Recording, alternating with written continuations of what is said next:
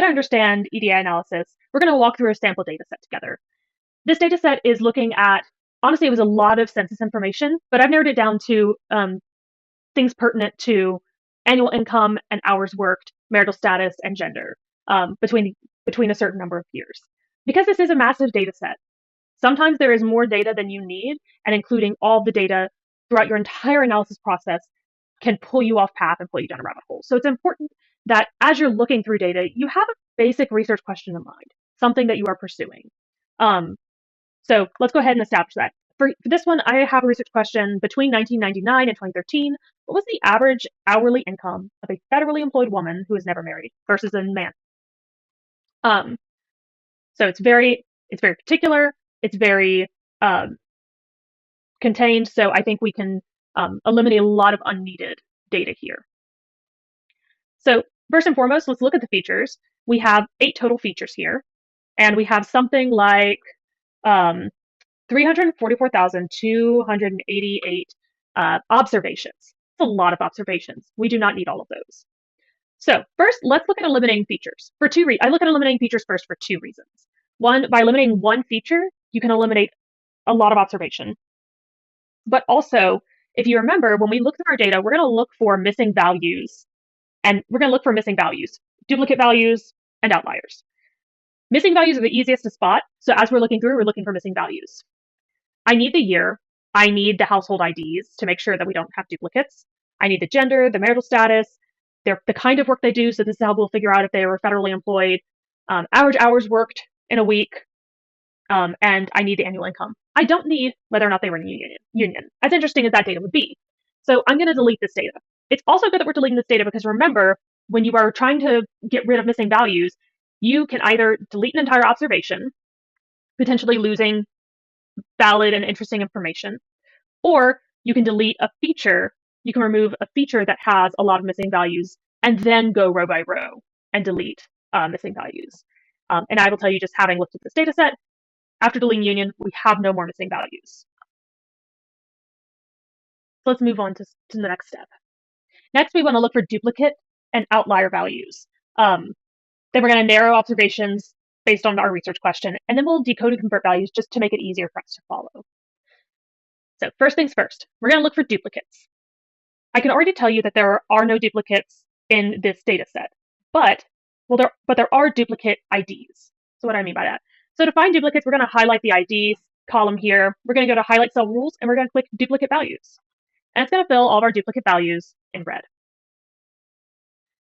Now, if you looked at this and immediately delete it because you're like, oh, that's a duplicate value, we don't need that in our analysis, then you might miss some information. So let's sort and expand that selection so it sorts everything. And let's find 2. Oh, these 2 are duplicate, but wait, actually they're different. One is male, one's female, even though they work similar jobs, similar hours, and but they have different pay. That's because, again, it's important to know the context of these values. This value is not an individual ID, it is a household ID. So this just means that these 2 people came from the same household. So let's go back here. So there are no duplicates for us to eliminate. Next, we'll look for outliers. We just went over calculating outliers. Again, you calculate your quartiles, Q1 and Q3, your interquartile range, which is just Q3 minus Q1, and then outliers, upper outliers, which is going to be Q3 plus 1.5 times your IQR here.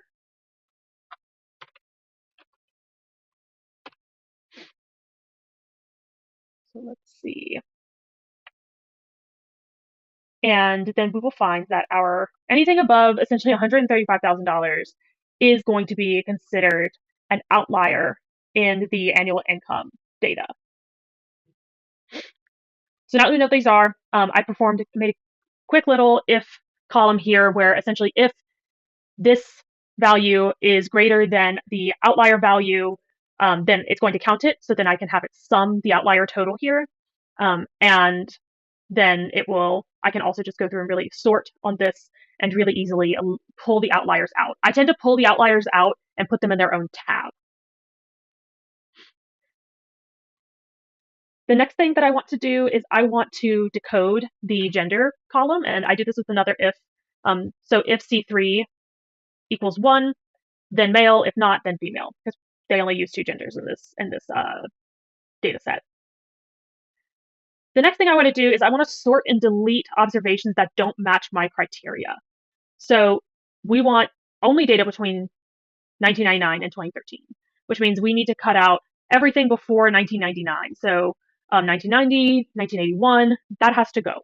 And we can do that by, again, sorting on year, highlighting all those unwanted observations, and moving them to a different tab, or deleting them and just retaining a raw copy of the data.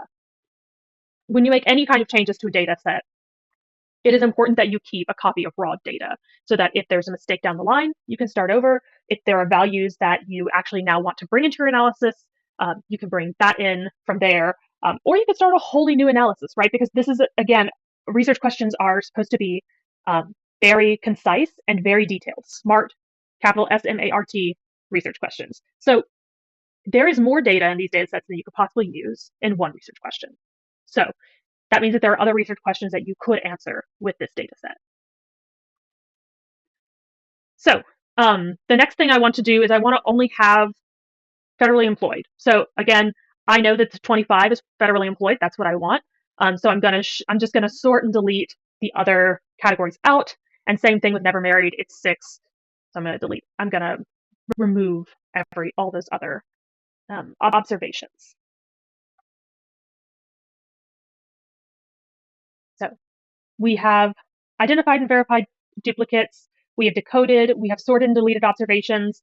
Now's the time we're going to perform calculations. So calculations that might help you to answer your research question, as well as calculations that are exploring the data, like mean, median, mode, standard deviation, standard error. Here what I did was I calculated the hourly. This is also part of looking into EDA because it is a standardization. What I mean by this is we have an annual income and we have hours worked. I'm not really interested in annual income. I'm interested in what this person was paid per hour of the work they contributed. And the average hours worked per week vary. So in order to make sure that I'm getting an even comparison, I calculated the hourly income of every individual. We do this by just dividing the annual income by 12, then dividing that by 4, making the assumption, of course, that there are 4 weeks in a month, which is not necessarily true, but for simplicity's sake, let's keep going with that. And then we'll divide that by the hours worked, and that gives us our hourly value. After that, we are going to go and we're going to plot our means, medians, calculate and plot our means, medians, and modes to make sure that we understand sort of where the data lies. With these calculations, you can see in the average that there's the biggest difference in 2007, and the other information, the other data points are actually quite close, which is a little bit unexpected. But the thing that you will find in data research is that income data is often extremely skewed because there's always going to be extremely high earners that pull the data into the positive. So the median is actually probably the more correct way to look at this data because the median handles those that skewness, those outliers, much better than the average does.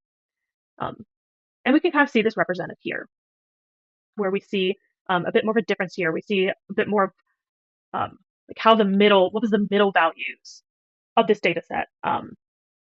What is the like middleist earning?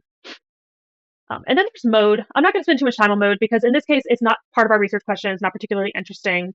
But again, mode is the highest data point, the most frequently